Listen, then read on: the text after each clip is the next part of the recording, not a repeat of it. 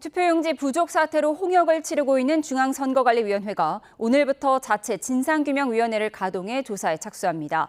투표지 인쇄량을 유권자 수의 50%로 낮춘 결정이 핵심 원인으로 지목되는데요. 선관위는 이 과정에서 공식 회의도 거치지 않은 걸로 파악됐습니다. 현장에 나가 있는 취재기자 연결합니다. 황보혜경 기자.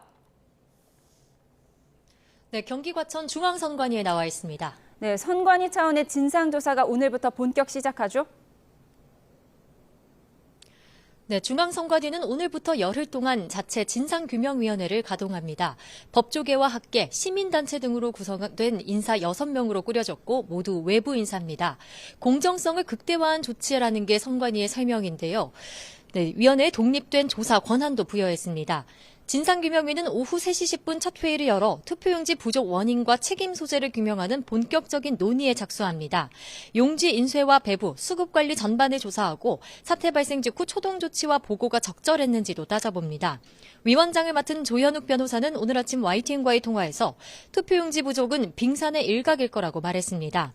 총체적인 선관위 시스템 부실을 어떻게 개혁할지 가장 중점을 두고 있다고 강조했습니다. 오늘 회의에선 투표용지 부족 사태가 발생한 투표소 현황 보고도 함께 이뤄집니다. 그제 기준 본투표 날 투표용지가 모자랐던 투표소는 전국 91곳, 부족했던 용지는 모두 7,190여 매에 달합니다. 이 때문에 현장에선 최소 4분에서 최대 1시간 45분까지 투표가 중단되는 초유의 일이 벌어졌습니다. 문제는 피해 규모가 선관위 발표 때마다 14곳에서 50곳, 다시 91곳으로 계속 늘고 있다는 점입니다.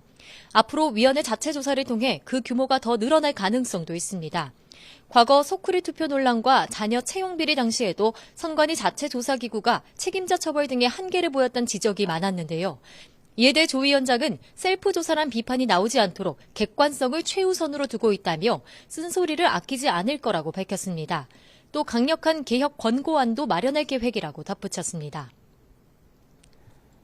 네, 이번 사태는 투표지 인쇄량을 유권자 수의 50%로 낮춘 결정이 주된 원인으로 지목됐는데요. 관련해서 추가로 확인된 내용이 있습니까? 네, 중앙선관위는 이번 지방선거에서 투표용지 최소 인쇄 기준을 유권자의 60%에서 50%로 낮췄습니다.